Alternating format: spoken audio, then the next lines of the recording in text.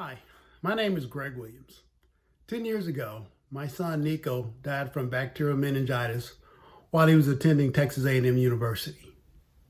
Although it's been 10 years, the pain associated with that loss has never subsided. It's very difficult to describe the depths of our grief unless you yourself have lost a child, which I pray that you haven't, and I hope that you never will. As parents, we expect our children to bury us and not the other way around. When you lose a child, it doesn't follow the sequential order of life as we expected. And as a result, part of you dies along with the child.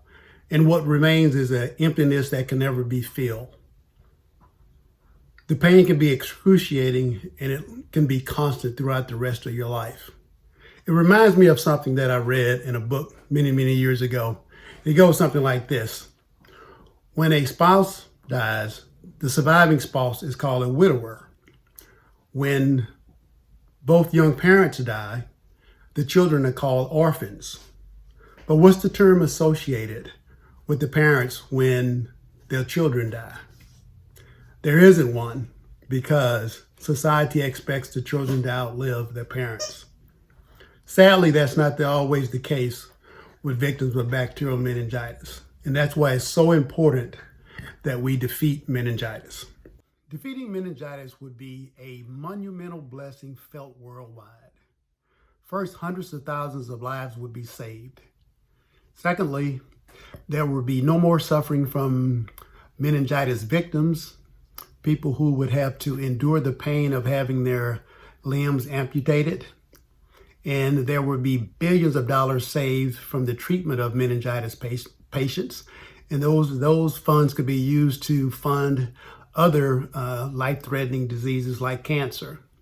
And lastly, parents and loved ones would not have to suffer the loss of a loved one or the burden of the expense to take care of a meningitis survivor. Defeating meningitis requires awareness and action. Unfortunately, the vast majority of the population still is clueless about the disease or its potential to kill its victims in just a matter of hours. To support this effort, I participated in a video titled Facing Meningitis. It was sponsored by Texas Children's Hospital, and it was designed to bring awareness to the disease. I've also participated in a law in Texas called the Jamie Shanbaum-Nicholas Williams Act.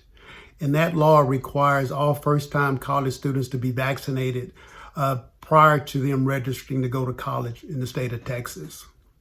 And lastly, I created the Nico Williams Foundation, which is a 501(c) designed to bring awareness to the disease and also to encourage high school students to get vaccinated before they go off to college.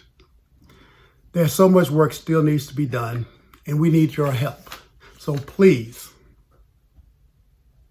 thank you.